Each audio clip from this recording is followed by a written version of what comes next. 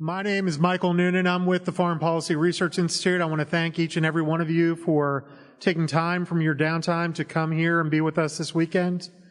I also want to thank Colonel Paul Herbert, JD, Kara Allison, the rest of the team here at the 1st Division Museum. It's a real honor and privilege to work with them. They just give us fantastic support, and we're very, very thankful for them allowing us to come here and be expeditionary, but fall in on great logistics when we get here.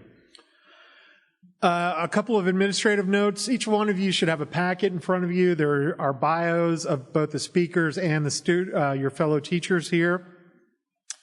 There's also a couple of other forms in there. One of them, if you're interested in continuing education credit, there's a form in there from Carthage College. Art Sear in the back is from Carthage College. But Paul Dickler from FPRI, if you're interested in doing this, will sign your form for you. I think there's a nominal fee to get the credit, but in case any of you... Yeah. So if you're interested in that, please see Paul Dickler. I think there's also some travel information in there as well. So this morning, it is my honor and privilege to introduce Sam Watson. Sam is an associate professor of history at the United States Military Academy at West Point, where he teaches military history and the history of America's frontiers. I'm sure he has just published two books with the University Press of Kansas, one Jackson's Swords, the other Peacekeepers and Conquerors. So if you need any Christmas in July, birthday, bat mitzvah, bar mitzvah gifts, I'm sure he would appreciate purchasing those books. He's also the editor of the West Point History of Warfare. With that, Sam.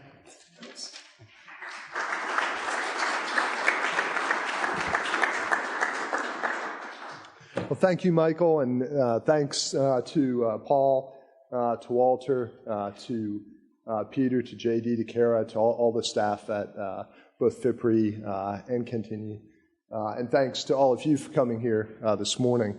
I'd like to say for a moment a little more, both self-promotion and institutional promotion. That West Point History of Warfare textbook we're doing for our military history classes at West Point. And in the battle against social media, it's going to be an app for the iPad. The history department was able to get out front of technology for once and actually get a requirement for all the cadets to buy iPads so they could use our new textbook there, which will have plenty of cool graphics. And I should note in further promotion of my colleagues that Ed Lengel is writing half of our Revolutionary War chapters. So we got a good synergy here. And I should also note that Jenna Mansour, Pete Mansour's wife, Pete will be talking to you tomorrow, did a fantastic index for my book, Peacekeepers and Conquerors, which is a very thick book. Now, today I'm going to be kind of critical. I'm going to be very, very critical. Walter was talking about great man theories of history, and I've referred to Andrew Jackson in a past book review as a great bad man. Someone who made the nation much more powerful, made the nation much more prosperous through his actions, but also committed a lot of very bad acts. So I should immediately say that Jackson's battles and campaigns were militarily simple. Most of them are what we call frontal assaults, or his forces will extend around and kind of move to sort of envelop the enemy, but they're usually not that large, they're usually not that complex. So I think you'll gain a lot more by thinking and teaching about Jackson in relation to American society as a whole. So I'm going to focus on three things: how Jackson was representative of American, primarily white at that time, society, how that society contributed to his success, and the consequences of his success for that society, his larger significance. And I'd like to focus these three themes further by examining them in their social, political, economic, and cultural, as well as their sectional, international, and specifically military dimensions. All these dimensions overlap, of course, and I think you'll see a lot of connections. Well, first, I'd like to quickly survey Jackson's military accomplishments. In 1813 and 1814, in the First Creek War, as U.S. historians usually call it, here's a map, he reversed the momentum of Creek Indian attacks on whites in Alabama and Georgia, overcoming supply problems, mutinies, and desertions from his citizen soldiers to take the offensive and crush the hostile Creeks, who were labeled Red Sticks, because Red Sticks were a sign of support for war in Eastern Woodlands Indian culture. And this is Manawa, also a great warrior, one of the leaders of the Red Sticks. Some say their military leader at Horseshoe Bend. Horseshoe Bend was one of the most devastating battlefield victories by whites against Native Americans. Now that October, 1814, Jackson seized Spanish Pensacola, which he believed was harboring Red Sticks and would become a base for British operations. Then he moved to defend New Orleans. After that victory, he oversaw the intimidation of Cherokee, Choctaw Creek, and Florida Indians for several years, bullying them into ceding vast territories to the United States. Although the Treaty of Ghent, ending the War of 1812, stated that no one, including the Indians, was to gain or lose territory because of the war, the Senate ratified the Treaty of Fort Jackson, made between the general and some of the Creek leaders.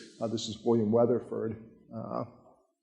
The day after it ratified the Treaty of Ghent, so the Senate accepted the huge land cession Jackson had demanded from the defeated Creeks, really contrary to Article 9 of Treaty of Ghent. And Britain did not protest. There's the Treaty of Fort Jackson cession, which you'll notice kind of cuts what was intended by Jackson to cut the Creeks, who were still up in here, cut them off from aid from Spanish Florida. Ongoing American aggression, and the United States was the aggressor here, led to the First Seminole War in the autumn of 1817. Jackson took command the following January and thrust through north-central Florida, seizing Pensacola and another Spanish post, destroying several substantial Indian villages and those built by refugees from slavery, and driving those who escaped south toward modern Tampa. Jackson retired from the Army in 1821, but as president, he directed the expulsion, euphemistically labeled removal under the law, of most Indians remaining east of the Mississippi and some of those west of the river to land farther west, opening up vast swaths of land for white settlement for a second time. While some Indian groups like the Choctaw and Chickasaw negotiated and retained some control over their immigration, most were coerced, deceived, and defrauded throughout the entire process. This is the Army rounding up the Cherokee prior to the Trail of Tears. The pressure for removal or expulsion ultimately led to uprisings among the Seminoles and Creeks, the Second Creek and Seminole Wars. And you notice how U.S. historians adopt the perspective of the United States and the white citizens it represented by labeling wars by the names of U.S. opponents. Recently we start to say maybe like the Mexican-American War, which sounds a little awkward, right? But on the other hand, maybe better than the Mexican War, as if it was entirely by Mexicans or because of Mexicans. The Creeks were rapidly repressed, but Jackson's pressure on his military commanders failed to end the Seminole War before he left office. And this is the burning of an Indian village by one of the Army commanders. Indeed, the conflict didn't end until 1842, about 7 years of war, with the Third Seminole War really on the level of small raids and patrols between 1855 and 58. All told, while Jackson probably did not save New Orleans or Louisiana from British occupation, because remember the Treaty of Ghent had already been signed, it hadn't been ratified, but the British had little reason to continue the war once Napoleon had been exiled to Elba. Jackson's determined leadership did produce immense territorial and thus economic expansion, and did send a message of American power and determination that contributed to the security from serious European threat or from European competition for land farther west on the North American continent that the United States enjoyed throughout the rest of the 19th century. And of course, if you compare that with the burning of Washington in August of 1814, Americans at the time were, from their standpoint, justifiably proud and supportive of Jackson's victories. So how is Jackson representative of American society? First, in the broadest social and cultural dimensions. When we think of Jackson, what comes to mind? Of course, we think of democracy, Jacksonian democracy, but also as an individual, emotion, passion, self-righteousness, anger, violence. extremes. Jackson was a man of extremes. And all these extremes were critical both to the support he received from Americans who found those extremes attractive and to his success achieving his objectives. These were all parts of Jackson's individualism. In other words, although we think of Jackson as the emblem of majoritarian democracy and egalitarianism among white men, he appealed to individuals as the epitome of individualism, of ambition for success, for rank, for recognition, reputation, and command, whether military, political, or economic. The relationship between the individual and the community, between ambition and the liberty to pursue opportunity and ambition, and equality is an old tension in American life. We've usually resolved this tension through some form of equal opportunity, as in the right to vote. But in the early republic, inequality of opportunity as well as outcome was widely accepted among white men as long as it didn't come from the state, the government, or from other explicitly political sources of power. Many Americans resented conspicuous inequality in the form of ostentatious displays of wealth, and the Jacksonians played on that, but most aspired to wealth and accepted inequality as long as there was opportunity to attain it. Remember, Jackson was a substantial planter, had a substantial plantation. The question was how to sustain that opportunity given a population that doubled every decade before the Civil War. Would land, the most common source of wealth and individual independence from control by others, run short and be monopolized by those already wealthy, creating the rigid stratification, the class system and aristocracy that Americans associated with Europe? And Jackson's military victories provide a solution to this. The acceptance of inequality, indeed the desire for inequality or to achieve unequal outcomes, was all the more powerful when Americans employed race, or concepts of civilization and savagery, because race wasn't quite fully formed as a concept at that point, to deny some residents of the North American continent citizenship, to take advantage of Native and African Americans, to take their land and their labor. Liberty, independence, and opportunity, and equal legal and political access to them were reserved by white men for themselves, literally as property.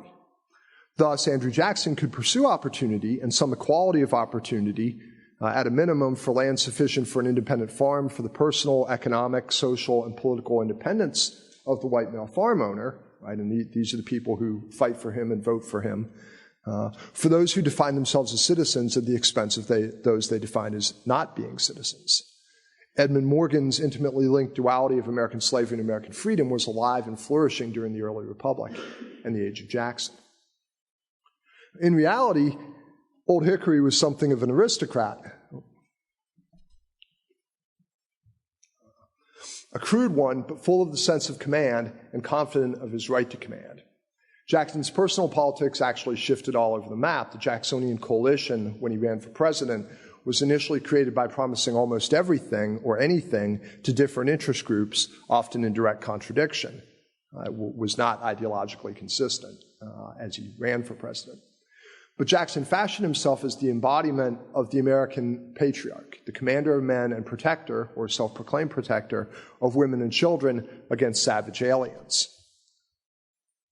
This is how Jacksonians perceived the Seminole War. His rhetoric of popular sovereignty, of antagonism toward monopolies created by government, of legal equality between white men, gave him the image of a populist and an egalitarian among those men who had decided that they were the ones who got to vote. But what Jackson really represented was the desire of the American man for power and authority, which necessarily means power and authority over others. Fortunately for harmony among those white men, there were plenty of Indians, Mexicans, and African Americans for them to lord over. What about the economy, politics, the international relations, and sectionalism? How was Jackson representative in these areas? The exchange of slavery and freedom, or ethnic cleansing of the Indians and opportunity, was the essence of what historians sometimes call white man's democracy, government of, by, and for white men. At West Point, the initials lend themselves smoothly to the acronym WMD. And for slaves and Native Americans, Jacksonian democracy, like Jackson's military victories, was indeed a weapon of mass destruction. In material terms, Jackson was most representative of the white citizenry in his desire for cheap land. This is later, but you get the point. In the big picture, Jackson's Indian removal was an extension of the process of coercing treaties, giving up Indian land that had begun 2 centuries before. Thomas Jefferson also called for Indians to go west of the Mississippi, though, like Jackson, he claimed this would be to create a boundary between white and Indian to preserve the latter from contact with the former. Give us your land so we won't have to kill you or poison you with alcohol. Like Jackson's Indian removal, the process was supposed to be voluntary. Yet while Jackson himself stayed put near Nashville once he'd become a success, American men could see that Jackson would employ his personal qualities, what proved to be valuable military qualities, determination, ruthlessness, and anger, the self-righteousness to blame one's violence on others, to label them savages, and project one's anger and violence against them, to seize land that those men could enjoy. As a result, poor and middling whites could gain land, a degree of self-sufficiency and political independence, and thank Jackson for it with their votes, not by purchasing it from other whites in a scarce market, which would increase concentrations of wealth, but by squatting on it regardless of who claimed possession, or purchasing it cheaply from the government when it was seized from Indians or later Mexicans. Class tensions among whites, or potential class tensions among whites, were obscured and projected outward onto those excluded from citizenship and political engagement. And if you study the Jacksonian period, you know that the image is egalitarianism, but the reality is a growing stratification and inequality of wealth. As an individual seeking liberty and opportunity, often at the expense of others, Jackson was impatient and intolerant of restraint. Here, too, he was representative, but what appears today to some as a laudable suspicion of centralized government was more fundamentally an antagonism toward people of other cultures and toward U.S. laws that restrained aggression against them. Jackson's disdain for Britain and Spain is well known.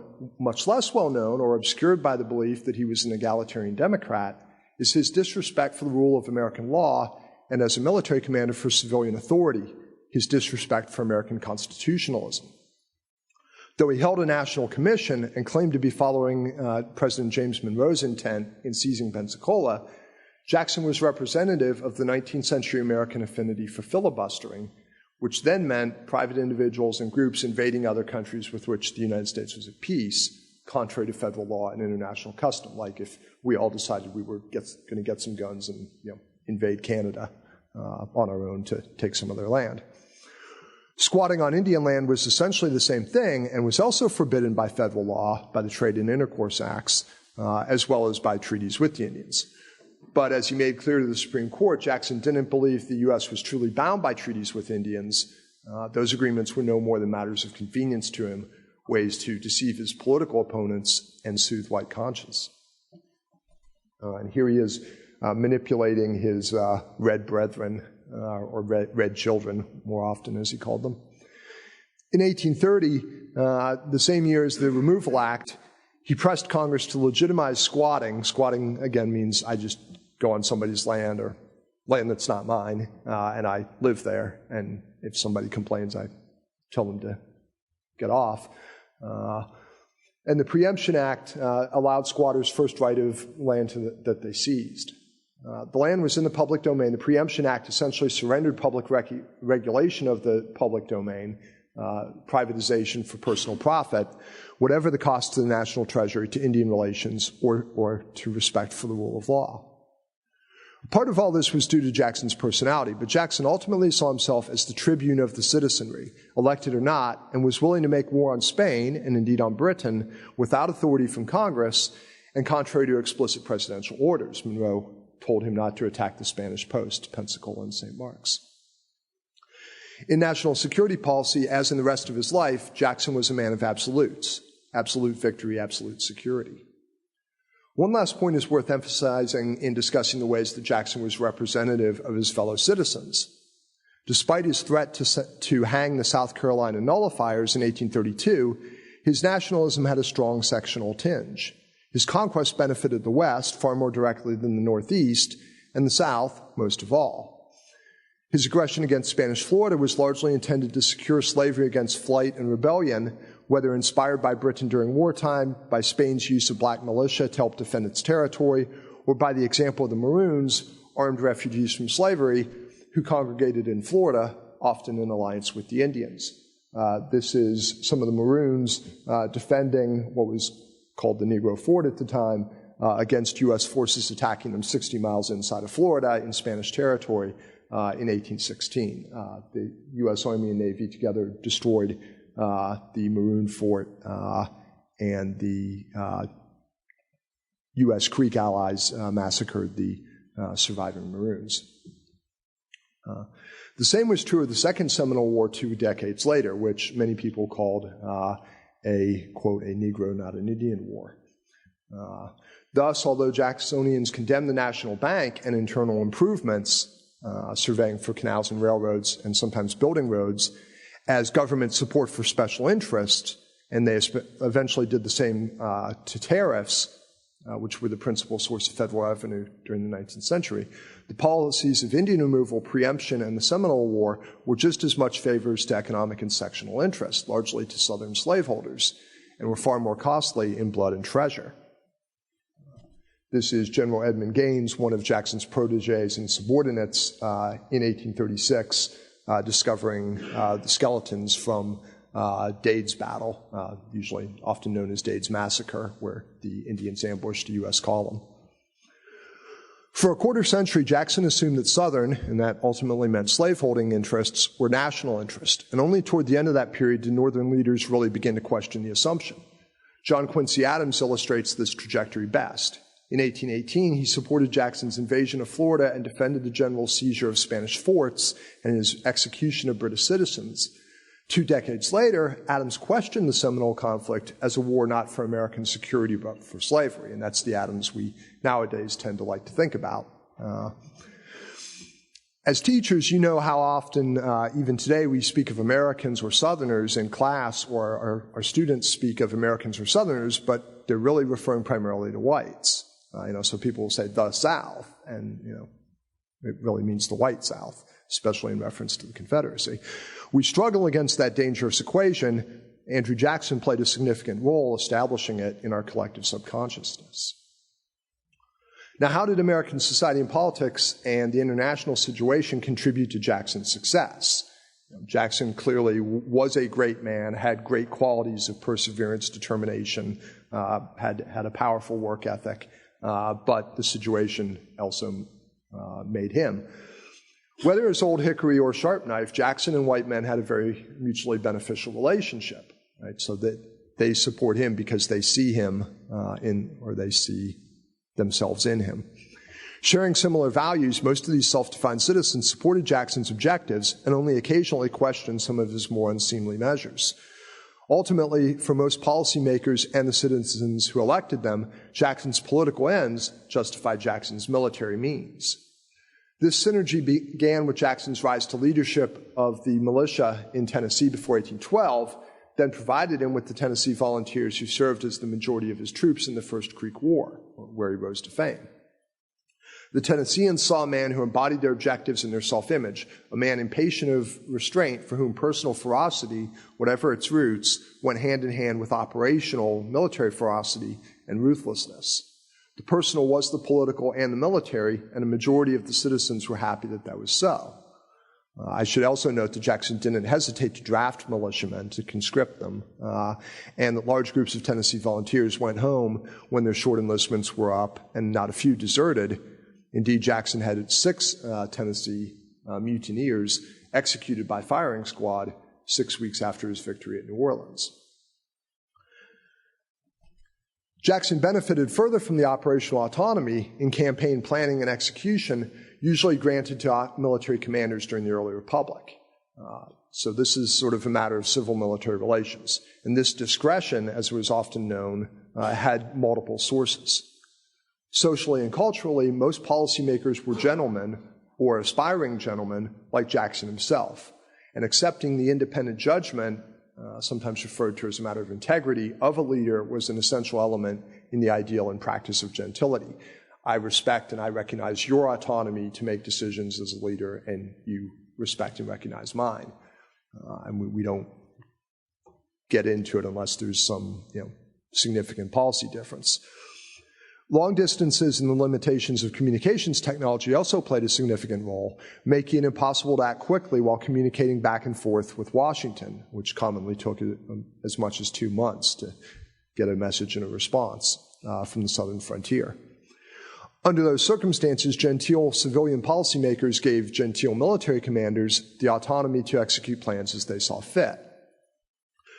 But Jackson took that discretion much, much further than any of his contemporaries or successors, except maybe Douglas MacArthur, twice seizing Spanish Pensacola, an act of war against a neutral state, proclaiming martial law and imprisoning a federal judge in New Orleans for several weeks during the winter of 1815, and hanging 2 British citizens and 2 Native American leaders who he captured when he seized the Spanish outpost at St. Mark's 3 years later. While many of Jackson's military subordinates advocated territorial expansion through aggression against Texas, Mexico, Cuba, in addition to near universal agreement among U.S. officers that the U.S. should seize Florida, only he usurped authority, congressional authority under the Constitution and undertook acts of war. Only Jackson threatened to kill Spanish governors and cut the ears off of congressional critics and got away with it. Only he imprisoned a federal judge and got away with it. Only he overturned the sentence of a court-martial he himself had instituted to have British citizens hung and got away with it, and got elected president twice. So limited communications technology and genteel autonomy weren't sufficient by themselves for Jackson to do what others did not. Right? Those factors applied to all the different Army commanders on the frontier. Jackson also took advantage of international opportunities, divisions among the Southern Indian societies, the sectional interests of Southern whites, and the uncertain state of American civil-military relations at the time. Without the need for American sailors or to channel American trade against Napoleon, Britain sought peaceful, mutually beneficial relations and halted its support for Native American resistance to U.S. aggression, even when Jackson hanged British citizens, who the British then disavowed as stateless adventurers. So while civilian policymakers like Presidents Madison and Monroe worried that the British might intervene if the U.S. was too aggressive, if Jackson was too aggressive, the British had, and Jackson accurately assessed British intentions that they were not going to do so. Britain didn't want to do anything that might help Spain recover its Latin American colonies, where Britain had developed a lucrative trade, while Spanish restrictions were relaxed during the Napoleonic Wars. And recognizing that Britain had no intention of redressing the balance of power, some Indians then hoped to gain American favor by allying with whites. Ironically, Sharp Knife, which is what the Indians called him, always had Indian allies in his wars. Cherokee, Choctaw, and some of the Creeks in the First Creek War, which actually began as a civil war among the Creeks over how to deal with white pressure. Other Creeks against black Maroons at the Negro Fort in 1816 and against Florida Indians in 1818. And some Choctaws in that campaign. The U.S. also had Indian allies against Black Hawk in 1832, and some, particularly Creeks, against the Seminoles 4 years later. In fact, the Creeks at that point were largely looking to enslave African Americans who had escaped and lived among the Florida Seminoles. Though these allies rarely made a decisive impact, the Cherokee were a major portion of Jackson's force at Horseshoe Bend, and they swam the Tallapoosa River to create a diversion and cut off Creek retreat. But you notice how on the National Park Service map, the Cherokee have become subsumed within John Coffey's lines. Down here, the Cherokee were down here and swam across the river. Of course, differences between the many diverse Indians, their own agency in pursuing their distinct objectives as individuals, villages, clans, tribes, and other groupings, right, of people who were just as individualistic in their own way as white Americans, those differences were nothing new. Jackson just posed the question with us or against us much more starkly, and of course his white followers liked him doing so. But Jackson also faced remarkably little opposition to his usurpations of power from civilian politicians. Now, in most historical accounts of the early republic, whether it's professional historians writing for each other or as it gets into textbooks, these civilian leaders constantly spoke of defending republican liberty against such usurpation. right? We all think, they're against standing armies, right? They're against military dictators. They're against Oliver Cromwell's, right? And in fact, I begin my chapter of the West Point History of Warfare with Washington responding to the Newburgh addresses. But by the 1830s, the National Republicans and the Whigs did begin to question Jackson's aggressive use of executive power, labeling him King Andrew. But they did so primarily in opposition to Jackson's war against the National Bank, a policy dispute among whites over equality of opportunity among whites rather than toward Indian removal. Why was Jackson able to escape all sanction despite the deeply ingrained Republican ideology of suspicion of power, assuming that it was deeply ingrained, as all historians say? Race and land hunger have to top our list of explanations, especially of Whig failure to seriously oppose or critique Indian removal once the Removal Act passed. The vote for the Removal Act was very close, but Whig opposition then pretty much evaporated. That was during the 1830s when Jackson was president. More remarkably, Jackson escaped congressional or executive sanction back in 1818 after his war against Spain and Florida, which again, he attacked a country with which the United States was at peace against the president's orders and without any congressional authorization. Although both chambers of Congress debated his conduct for weeks, hot, fierce debates, only a minority report actually censured him, and its author promptly joined in a unanimous vote to ratify the Adams-Onis Treaty, ceding Florida to the United States, which was the product of Jackson's aggression. Indeed, most observers attributed congressional criticism of Jackson to political factionalism, either jealousy of Jackson as a rising political star or a desire to undermine the Monroe administration rather than matters of principle. Nor did the executive, the president, and the cabinet set an example affirming civilian control over the military. Monroe was upset by Jackson's insubordination, and Secretary of the Treasury William Crawford joined Secretary of War John C. Calhoun in suggesting that the president reprimand the general, but John Quincy Adams convinced Monroe not to do so, and indeed to defend the general, which Adams did in even stronger language than Monroe. In essence, the cabinet took the position that to censor Jackson was to acknowledge that the administration was at fault, and thus to try and whitewash it. The willful general drove the train of events, and men like Adams, who we think of as a paragon of principle, followed him.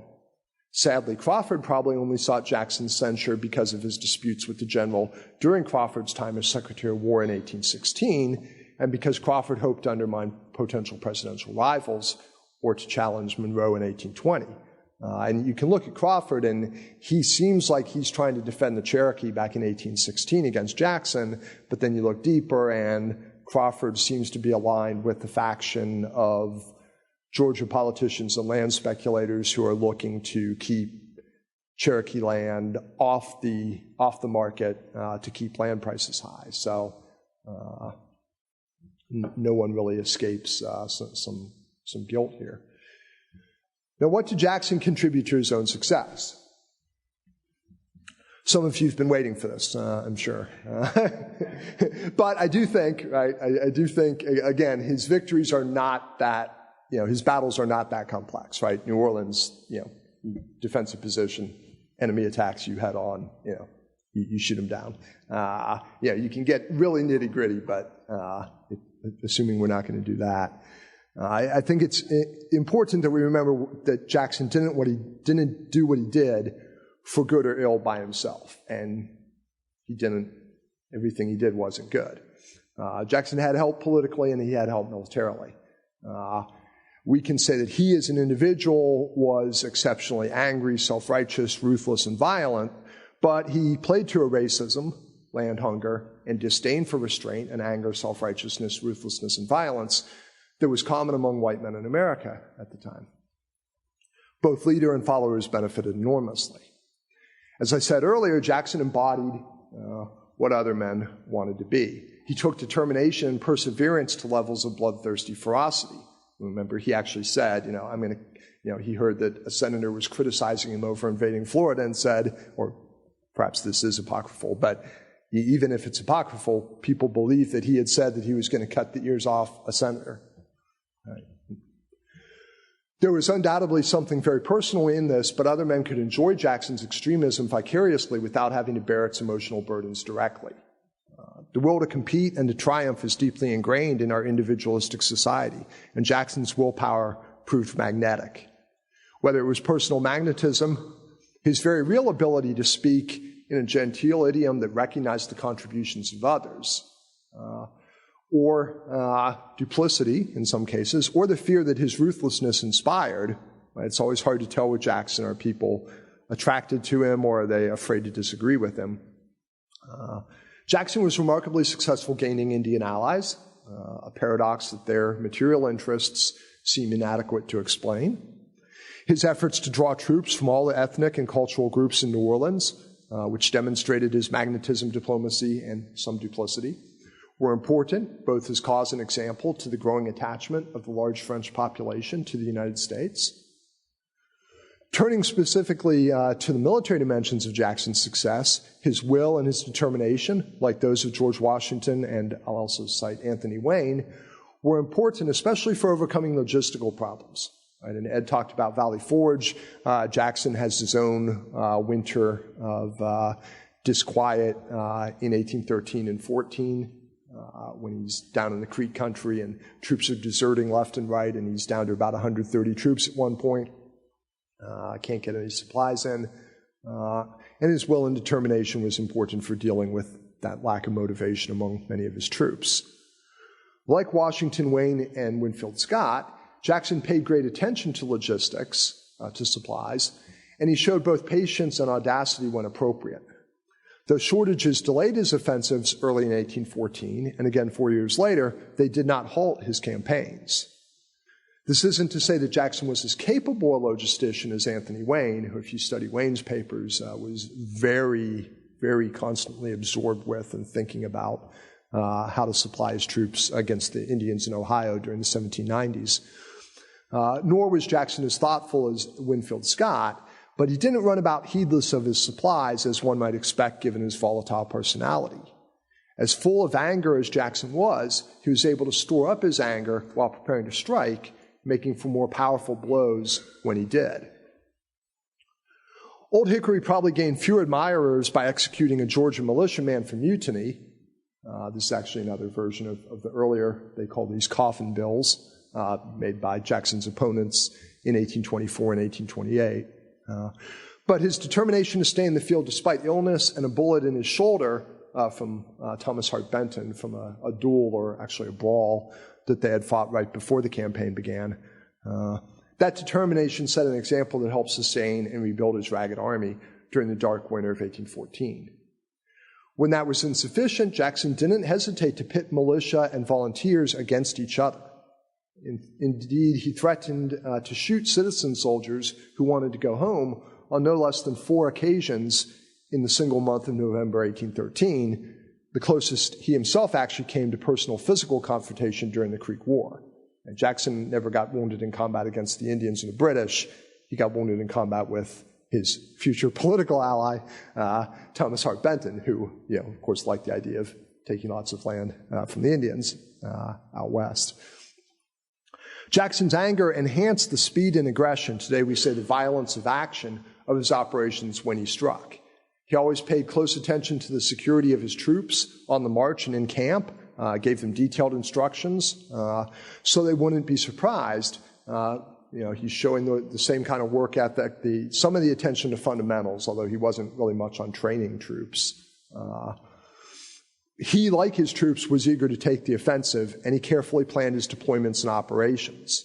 The best example of his audacity is at New Orleans, where he sortied to attack the British camp before the British assault we know as the Battle of New Orleans. That attack was made at night, a rarity during that era, and unfortunately, because it was at night, there aren't really any good pictures of it, showing Jackson's willingness to try unexpected techniques. It's not clear whether this was his idea. There's not much of a record of that. And it appears that the Cherokee back at Horseshoe Bend swam across the Tallapoosa River on their own initiative But these things show that Jackson was far more adaptable, or at least conscious of the factors that were important in a given military situation, than his rigid emotional persona would suggest, right? So all the violence in his personality, that drives him, that motivates him, right? That gives him an objective, that gives him focus. But his actual military execution tends to be much more, calm and thoughtful and much more in line with what you'd expect of a sort of professional military commander. Jackson also marched his forces at night to reach and surprise the Creeks on several occasions, although that was common during the Creek War. And he used ruses to draw the Creeks out of their positions to attack his troops at a disadvantage. His use of artillery at New Orleans shows a similar tactical patience. Oh, there we are at night. Have an old engraving of the night attack on the British. His use of artillery showed a similar adaptation to circumstances. Jackson wasn't a military genius, but he was a far more thoughtful leader than we might expect. Jackson's awareness, or his consciousness of situations and his consciousness of what his followers or potential followers wanted, extended to national security policy. He shared the civilian fear that Florida could be a base for British operations, as it was, or as the British attempted to use it, and a gun pointed at New Orleans and the Mississippi Valley.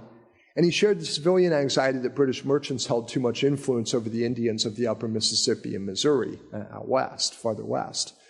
Like other policymakers, military and civilian, he recommended expeditions up those rivers after the War of 1812 to introduce U.S. influence, although the British retreat from confrontation made that concern less urgent. As president, when he was in charge of national security policy, Jackson showed no more sense of a conscious, formally articulated national security strategy, aside from Indian removal and continuing the slow construction of coastal forts, than any other 19th century executive. By that time, in significant part because of his own actions, Indian removal was hardly very important to U.S. national security, and national security was rarely invoked as justification.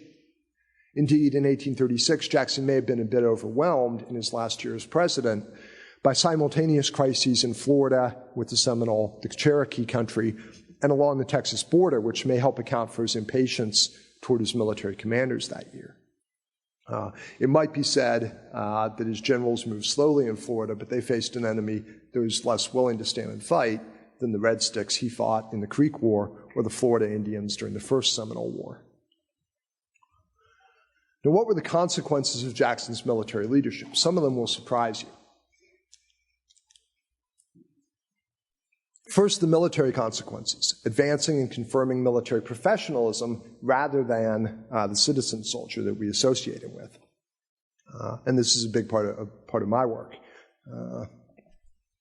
Jackson created a precedent for military insubordination against civilian control. Fortunately, as I explain in my new book, or books, no other contemporary American officer had Jackson's combination of willpower and political influence. And during the next generation, civil-military relations calmed as the officer corps became increasingly professional, distinct from civilian society, not isolated, but distinct and insulated from the partisanship of the Democrats and Whigs. And officers became more comfortable with subordination to civilian control. And of course, Jackson had moved on from being one of the two top generals in the Army back into civilian life. Despite his reputation as a populist and advocate of the citizen soldier, Jackson supported that professionalization, at least implicitly, through his actions. As a general, Old Hickory employed citizen soldiers frequently and effectively, but experience made him doubt their disciplined subordination and commitment to achieving the objectives he set out for them. Right? And again, although we think of Jackson as, the tribune of democracy, Jackson was very authoritarian as an individual. He wanted his militia to do what he wanted them to do. And when they proved unable to do so, the professional soldiers of the regular army, or the increasingly professional soldiers of the regular army, proved much more reliable instruments of national policy, partly because the enlisted soldiers were subject to sometimes ferocious discipline, not unlike that Jackson imposed on mutinous citizen soldiers, and partly because the officers were more nationally oriented than most of their fellow citizens. Therefore, Jackson supported a national military academy to educate and socialize new officers, and as president, he did not challenge the academy's role as the source for most officer commissions. This is kind of a myth of Jackson and the Jacksonian era. Although some Jacksonians condemned West Point and the officer corps as bastions of aristocracy, privilege, and government-sponsored monopoly, Jackson did not do so. Jackson did intervene in the operations of the academy in favor of more lenient discipline, a recognition of genteel autonomy for the aspiring gentlemen there as cadets, but he did not advocate closing the academy, commissioning sergeants or enlisted soldiers, or commissioning officers directly from civilian life unless new units were being raised, and West Point couldn't supply officers. While Jacksonian penny pinching constrained Army operations, it also precluded the creation of rival academies to train citizen soldiers. Some populist Jacksonians wanted military academy for militia officers or regional military academies, or for West Point to admit cadets who would be commissioned into militia rather than the regular Army, but the new state academies like VMI and the Citadel had to suffice for those purposes. Indeed, Jackson applauded West Point in several of his State of the Union addresses and famously at one point called it the best school in the world. Whether that was true or not, again, Jackson, contrary to the popular myth, relied on West Point and the Army. He also relied on national officers to direct military operations on the frontier. He didn't go and try and get Thomas Hart Benton the way that President Polk did during the war with Mexico to take over the Army and lead its offensive. Congress pretty much rejected Polk doing that. And Scott took over instead. But Jackson relied on regular officers to direct Choctaw removal. That is, the Army actually ran the removal operation, the administration and logistics, to command the Black Hawk War. Then he sent Winfield Scott, who had challenged him to a duel a decade before, and Jackson ignored Scott because Jackson was 20 years older and much more senior, to show the flag in South Carolina during the nullification crisis. 4 years later, Jackson dispatched Scott and Quartermaster General Thomas Jessup to repress the Creek and Seminole uprisings. He sent Army Inspector General John Wool to intimidate the Cherokee, and he employed his old subordinate Edmund Gaines to show the flag on the Texan border. This supposed champion of popular democracy, white male equality, and limited government used the National Standing Army to prevent whites from intruding on and seizing Indian land, both in the Cherokee and Creek country before 1834. And the idea there was that the Indians would believe they could trust the United States' promises about land in the West, so they would accept removal. But if you let whites come on their land in the East, then they might think the same would happen in the West, which, of course, eventually did. So despite his reputation and that of his followers, Jackson did as much as any president to establish a professional monopoly over the direction of national military force. President Monroe did begin the near exclusive reliance on national officers for senior commands and West Point for the Army's new officers, but Jackson and Jacksonians didn't reverse that trend. Right? And it's common to hear that they wanted to do so, but a lot of historians look at the rhetoric, the plentiful published sources from some of Jackson's followers that are full of antagonism toward West Point and standing armies, rather than examining what actually happened or didn't happen. Jackson gave Scott, Wool, and Jessup the missions and thus the political space necessary to professionalize the Army, for the Army to make an argument that it served a useful purpose for the nation that the militia or volunteers couldn't serve. Old Hickory employed the National Standing Army, supposedly so feared by liberty-loving Americans, as the nation's primary land force during times of peace, essentially recognizing it as the core for mobilization in wartime. And although he paid little explicit attention to professional military education and training or to various reform initiatives within the Army, although operational demands forced the closure of the Army's infantry and artillery schools during his administration, right? So some people say, maybe professionalism went back a little bit. Jackson supported the creation of mounted regiments, the Battalion of Mounted Rangers and the Dragoon regiments in 1833 and 1836, the revival of the American cavalry, although these troops, like most American mounted troops in the 19th century, were intended to fight on foot. At first, these units were officered largely by men commissioned directly from civilian life, kind of contradicting what I said a moment ago, but they were soon commanded by long service professionals and increasingly officered by West Point graduates. Now, the political and economic consequences of Jackson's era, you can guess, an empire for slavery. Politically and economically, the consequences of Jackson's victory are very clear. He achieved his objectives. He led, and his removal policy consolidated, the conquest of the American Southeast, Alabama, Mississippi, and the majority of Georgia.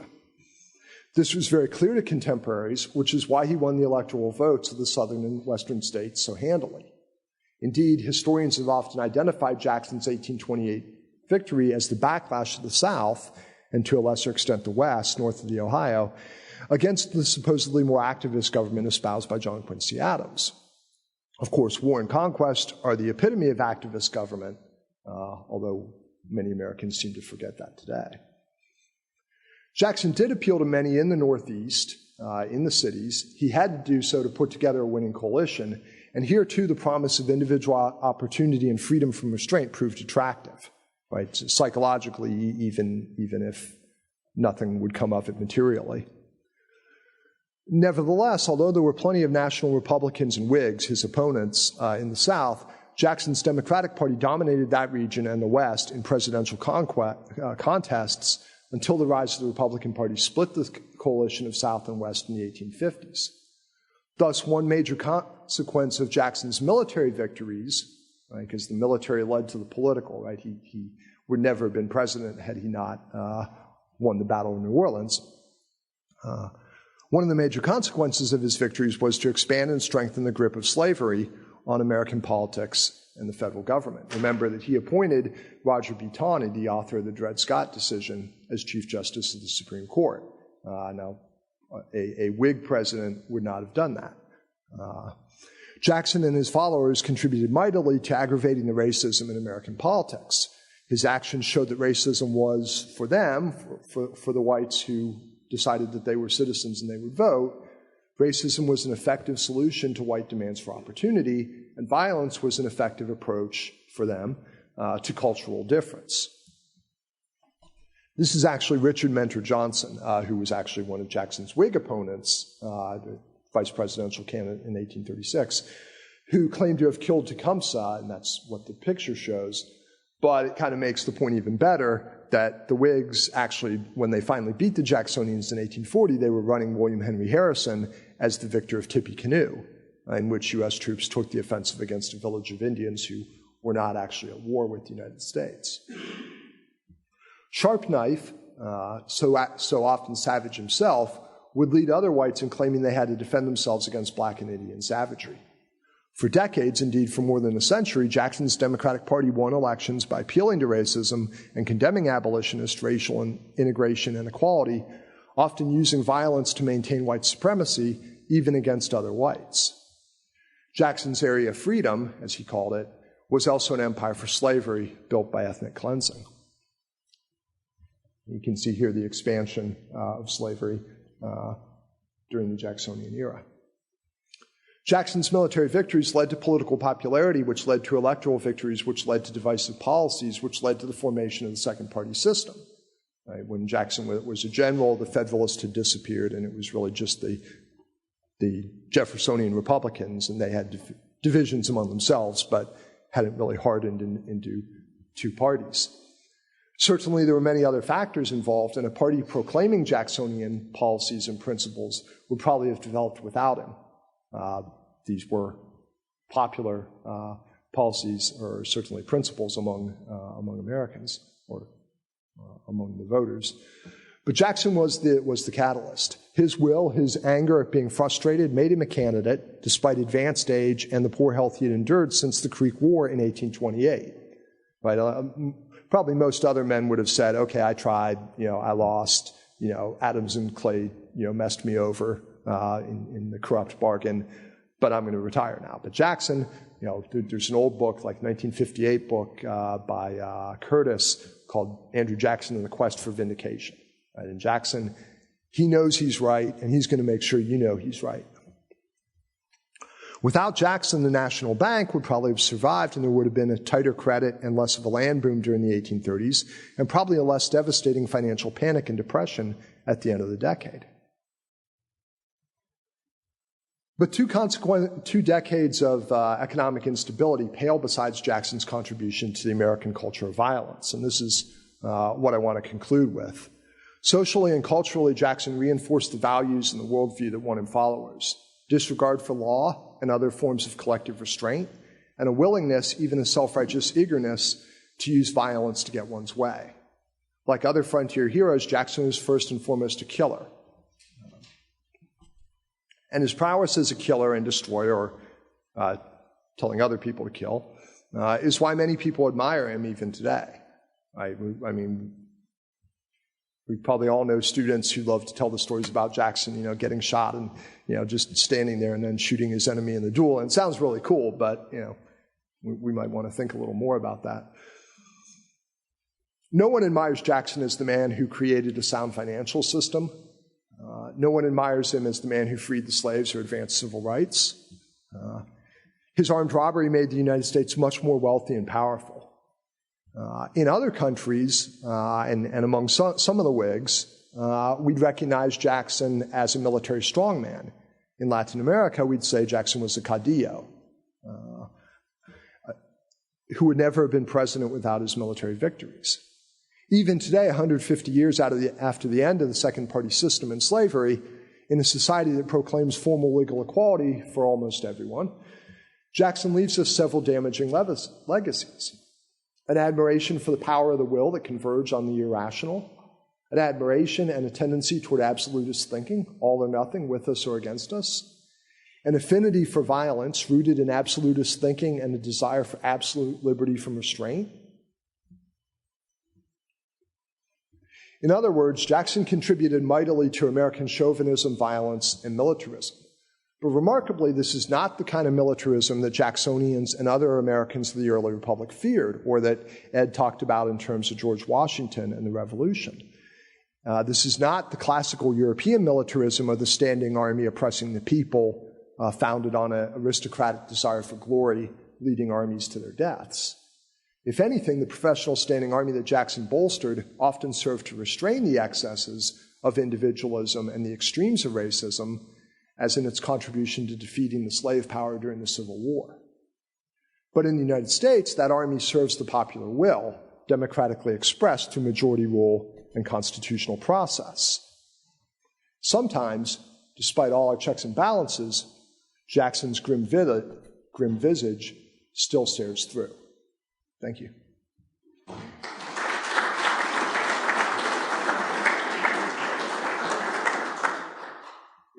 Questions? Paul Blow from Northwood High School in Maryland. When looking at Jackson's career, was his military career always to him a means of political advancement? No, and I may have given a misimpression there. He was a politician before he was a military commander. Starting back in the early 1790s, he gets involved in the usual frontier mix of surveying, land speculating, being a lawyer, basically doing land deals, and through that gets into political office in Tennessee. Gets in with, I think at that point, with the Severe faction. And then from that goes into the militia, and then there's a synergy between the two. I guess I didn't make clear and should make clear that Jackson believes in what he was doing, right? And so sometimes maybe it sounded like I was suggesting that he intended to do it for political advantage. He did what he did. In a way, he had an incredible tunnel vision, and he just did what he did and then was rewarded for it.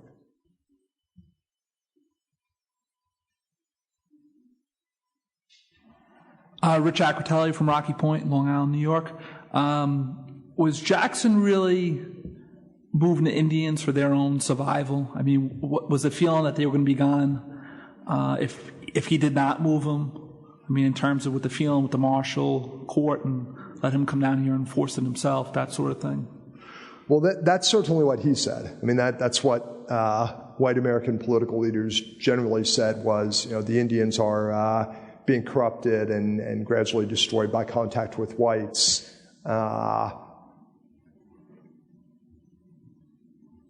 That's what they said, and they believe that.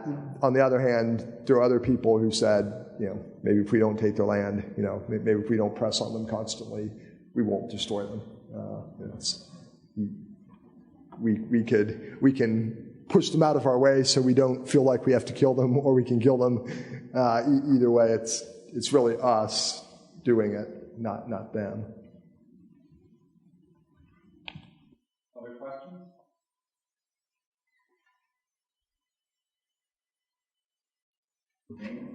My name is David King from Tunstall High School.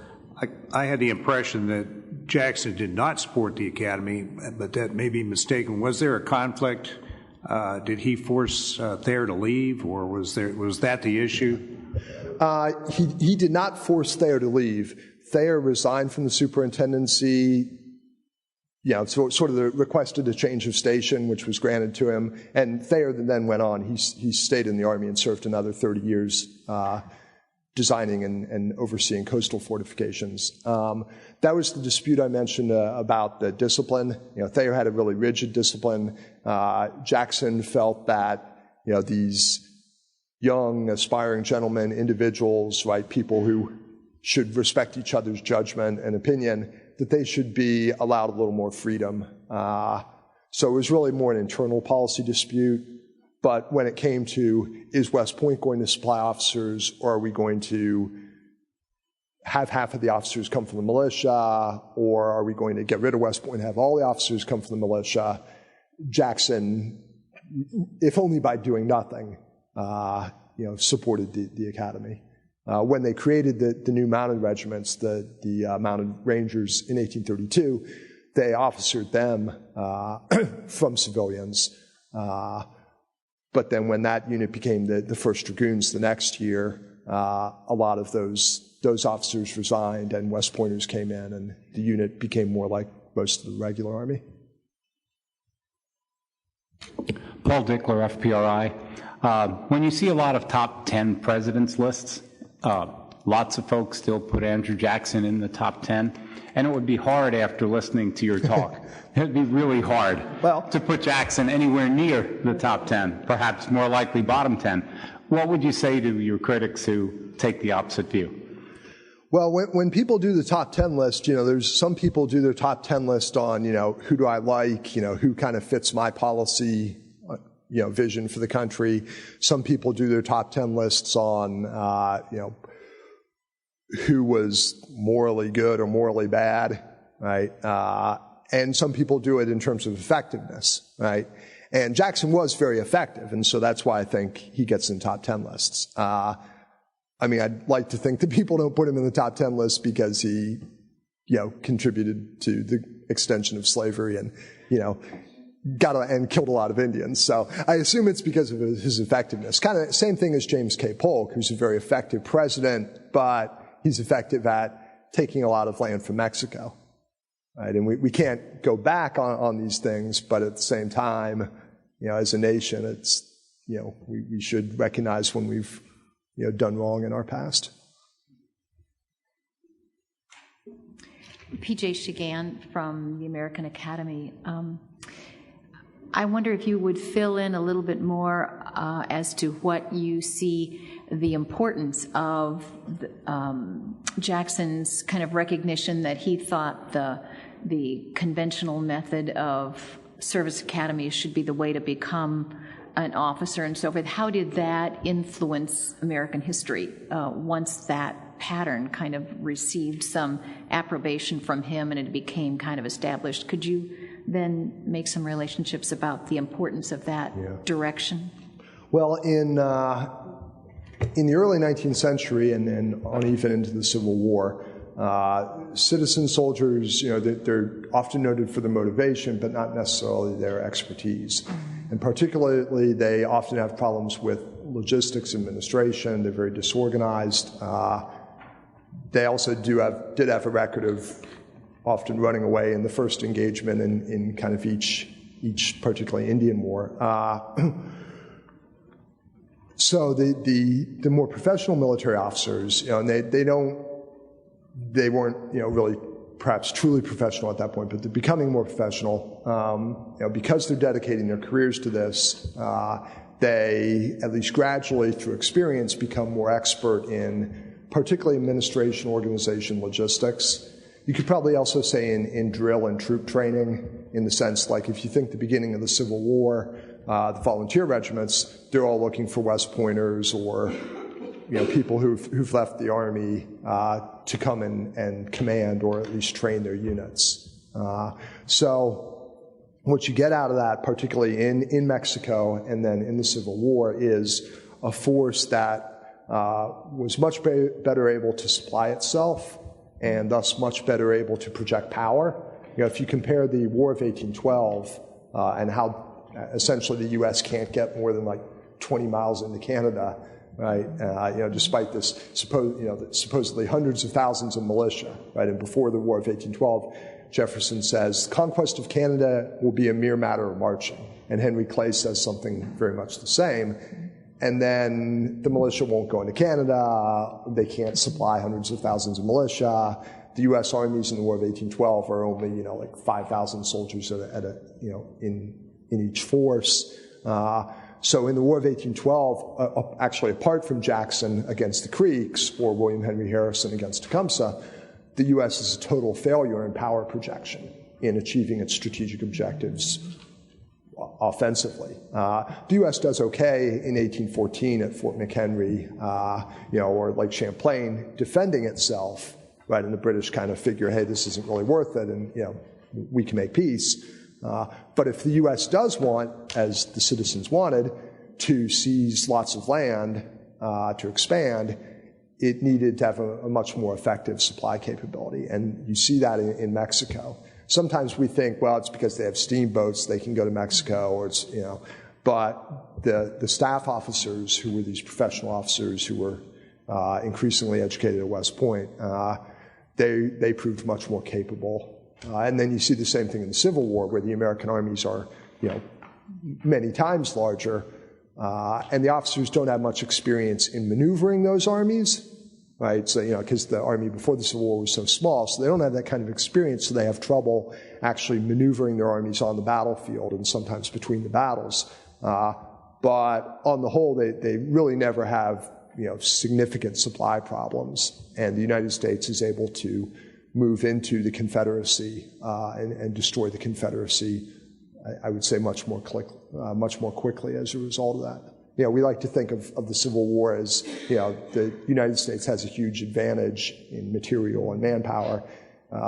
Shelby Foote, the Union could defeat the Confederacy with one hand tied behind its back, but you need people, you need systems, organizations to convert resources into actual power, and that's what the regular officers did during the Civil War.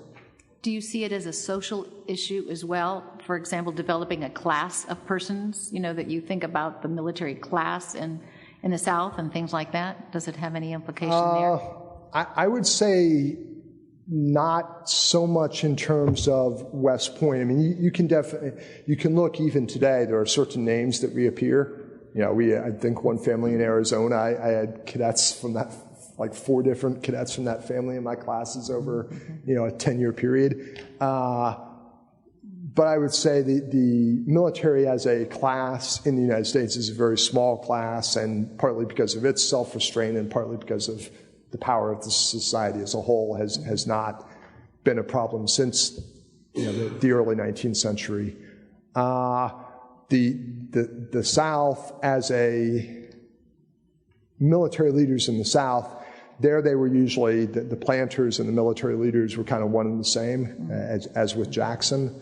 And you start seeing a dissociation there after the War of 1812. Like, Jackson, he leaves in 1821. The Army was reduced that year. There was a reduction in force. And a lot of officers who had come into the Army before the War of 1812, who were kind of gentlemen planters, serving their country, but, they didn't really want a military career. They wanted to go back to their plantations and, make money. And they left.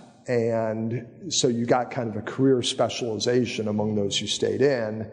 And although those guys weren't mostly at that point West Pointers, they then looked to West Point as a way to get a specialized career profession for the military. And that's what I meant by kind of the military being distinct and being a bit insulated. They still interacted a lot with the planters or the lawyers or the politicians or, whoever, the middle class or the elites, wherever they were. But they themselves were not normally an influence on that politics. Okay, thank you. You're welcome.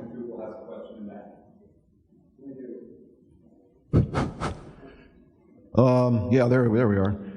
Why is Jackson popular? Well, nowadays he'd have a particular reason for being popular. He not only balanced the budget, he paid off the national debt. And I expect that Andrew Jackson spins in his grave about having his face on the $20 bill. He hated paper money. But the answer to the question, why is he popular? It's easy. Andrew Jackson is one of the founding fathers of the Democratic Party, of course, Jefferson Jackson Day dinners and all the rest. But he was a creation of the FDR propaganda mill. The myth of Jacksonian democracy was perpetrated to promote the New Deal. It was very successful. Now, that's not to say that the Jacksonian democracy didn't exist. It did exist. It was white man's democracy, and that was a great advance in American history at that time. One man, one vote is extraordinary in the world at that time. But essentially, the Jackson image was a product of the old American left. And then when the new left came in with its race and gender and other issues that it promoted and said, well, look what we did to the Indians, look what we did to the blacks. Then, of course, Jackson's image became very besmirched indeed, as you have explained to us. But Jackson as president, there's a phenomenon, and the phenomenon is you pretty much, you're a rascal, you run wild, you do precocious things, when you don't have responsibility for it. And in that day and age, you could get away with it, as you explained. Once you become the authority, then all of a sudden you see things differently.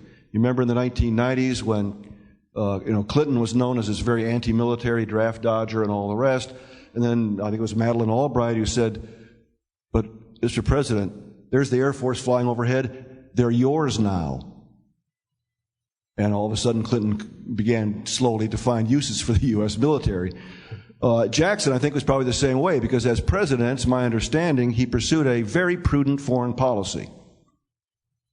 He was particularly favorable toward, strangely, not so strangely actually, the Navy, which had to do, I think, with the fact that the British Empire abolished slavery in the 1830s, and Southerners began to fear that if we ever got into a scrape with the British, they'd recruit a black army in the Caribbean and invade the South and start a slave rebellion. So all of a sudden, Southerners began to promote the growth of the Navy, and most of the secretaries of the Navy between the 1830s and the Civil War were Southerners. Curious fact. But in terms of foreign policy, including relations with Britain, and he sure hated the British, Jackson pursued a very prudent, correct foreign policy. He didn't stir up trouble. And this leads to my particular question. Texas. At the end of his second term, Texas rebels, and he does send General Gaines down to the Sabine River with a force to sort of show the flag and whatnot. But Jackson seemed to pursue a very prudent policy toward Texas. You didn't make any moves to annex it. And indeed, the Van Buren administration likewise pursued a very prudent policy. When it seemed as if a Jackson in the White House would have been eager to get in there and take Texas. Do you have any additional insight on that? I think that's where he confronts the limitations of the sectionalism that he knows. They knew back in 1820 when they did the Adams-Onís Treaty, and the Spanish position was essentially, okay, we know we're going to lose Florida, so we'll give you Florida, and you guarantee us Texas before Spain lost Mexico and lost Texas. And Jackson and Monroe actually consulted on that, and Jackson said, nobody's going to invade us from Texas. That's it's too difficult at that point. There's the terrain and the routes wouldn't be any good. Florida's the threat. Florida's the prize. We got to get Florida. We'll worry about Texas later. And at the same time, you've got the Missouri crisis, right? And so to talk about Texas, being where it is, probably going to be a slave state, at the same time as the Missouri crisis, not going to go over. And I think the same kind of thing happens in 1836. I've talked a lot about how Jackson is representative of American citizens, but once the National Republicans and the Whigs kind of start getting it together, they usually win about 47% of the vote, kind of as a average abstract number. So the Jacksonians are not like a super majority in American politics. And I think Jackson, and particularly Van Buren, he's from New York, right, and actually later became a free soil Democrat in 1848, running as an independent Democrat, kind of against the expansion of slavery. Jackson and Van Buren realized that to go for Texas in 1836, there had been a few years before of growing abolitionism. The Seminole War was going on, and people were calling that a war for slavery. So they realized that would be a step too far. And you see Texas, Tyler, who's a Whig, right, but a Southern Whig, a Virginian. Tyler, tries again and again to get Texas in the early 1840s, and that doesn't work. And it's really not until Polk is able to come and say, okay, I'll make a deal, right? You northern guys can get Oregon, right, and southern guys will get Texas, and the Democrats could coalesce around that. I would say that Jackson was a realistic politician, as he was a realistic military commander. I wouldn't rate him so highly in his economics. They paid the national debt. Of course, the country wasn't spending much on, wasn't doing a whole lot except taking other people's land. And he would have hated his image on the $20 bill because Jackson doesn't like paper money, right? Jackson's the hard money man, and to run an expanding economy with millions of people on hard money, I would say that Jackson set some bad precedents for how Americans think about banks and the financial system, but that's kind of another story.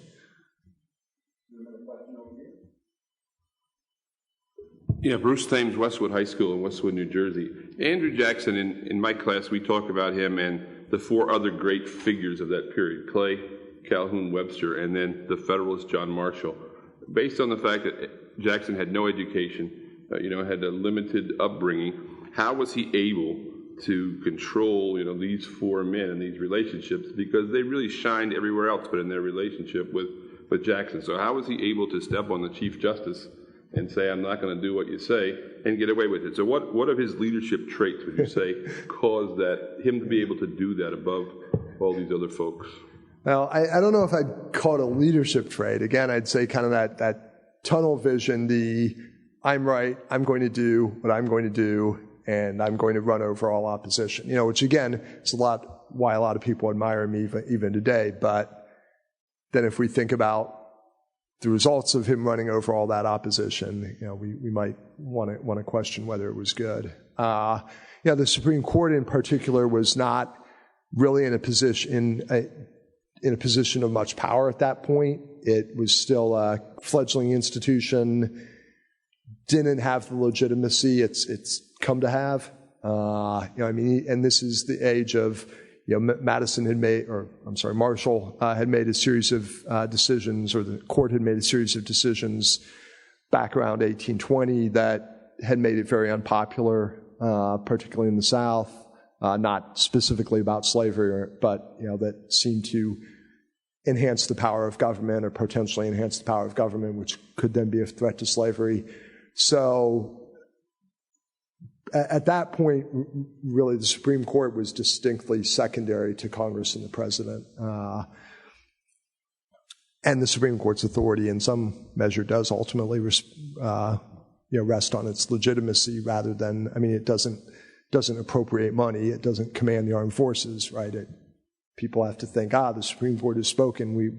We agree. They're fair. They're wise. I think that as a leadership quality, I guess you'd say that there was this magnetism to Jackson, that people admired his drive. He gave people a sense of direction that they wanted, right? And they trusted him to carry it through.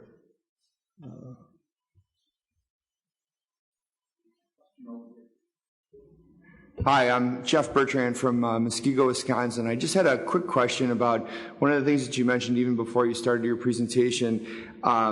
One of the things that I'm interested in doing in my school is starting a military history course, and as educators, we all know how limited we are with school funding and things like that. And you had indicated that West Point was going to come out with an iPad app with a textbook. Would you be able to tell us a little bit more about that? Is there going to be a cost associated with that, or when would it be available? Because, we all value accurate and credible sources that we can access online and things like that. It helps push these courses through. Yeah. We are in the process of editing Ed's chapters right now. We just sent one off, and we'll have another to edit.